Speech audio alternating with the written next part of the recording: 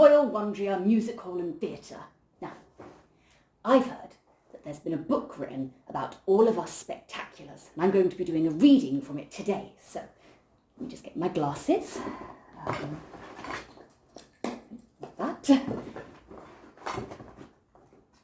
Ooh, not that.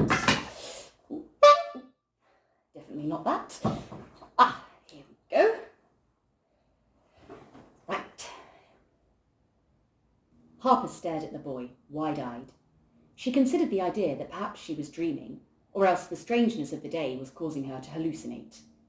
But I remember him, she thought, looking at the boy. The tall man sighed and looked at Harper. Well, Miss Wolfe, I do apologise for the rather abrupt beginning to the evening. He held out his hand.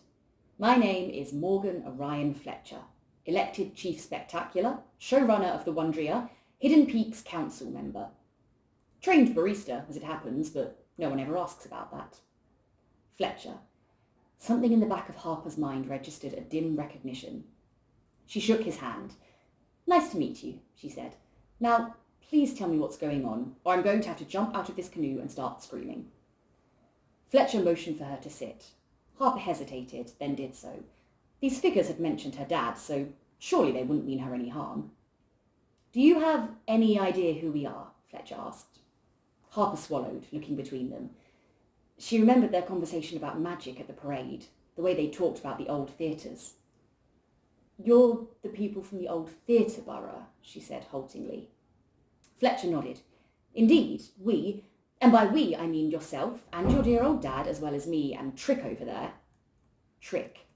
The name was like a lantern flickering into life. For a split second, flashes of memory filled Harper's mind. Peeling laughter, a mischievous smile, a book of childish handwriting. She blinked rapidly, trying to keep hold of them as Fletcher continued. We are people known as spectaculars. We are performers, singers, dancers, actors, and so on, who were gifted special powers from the stars. Your dad was a cracking musician, played a starlight-infused trumpet that could levitate you right out of your seat. At the mention of her dad, Harper felt another memory spark in her mind, distant and vague, but still there. Jazz music, four figures playing together, an old lady dancing a two-step. But Harper shook her head as the logical part of her brain caught up with the image. Starlight trumpets, levitating grannies, it all seemed fantastical, impossible. But Fletcher carried on in a perfectly serious manner. Now, your minister, who isn't so keen on people who were different, decided to deem us dangerous and turn all his citizens against us. So, we commandeered a few of his prized vehicles and escaped through a gateway into the Hidden Peaks, a realm which has been a refuge for magical people for centuries now. However, Fletcher looked down, his voice softening. On the way there was an accident. The last carriage came loose and didn't make the crossing. Harper let out a soft oof as this particular piece of the puzzle slotted into place. So the accident hadn't been between two ordinary commuter trams, as her mother had claimed. It had been a tram filled with these spectaculars, a tram that was supposed to be taking them for a new life, except not all of them had made it.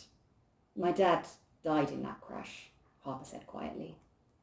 Fletcher bowed his head. We heard. I can only imagine that your mother couldn't find the gateway or didn't know how to cross, so she brought you back down here. We only just found out this is where you've been all these years. We arrived down here earlier to collect you, but I think we accidentally set off some of your dad's old stuff. Someone, he looked pointedly at Trick, decided to have a go on his trumpet, but the star stuff inside it hadn't been used in so long that it got a bit overexcited and exploded. We thought we'd better come back after the shop was shut. It's lucky we found you tonight, just in time. Just in time for what? Ever since Fletcher had mentioned her dad, a tiny seed of excitement had planted itself in Harper's chest, ready to bloom and sprout and grow into a full-blown excitement tree. However, the fear of being wrong had her grabbing that feeling by the roots and stuffing it back down again. What has all this got to do with me?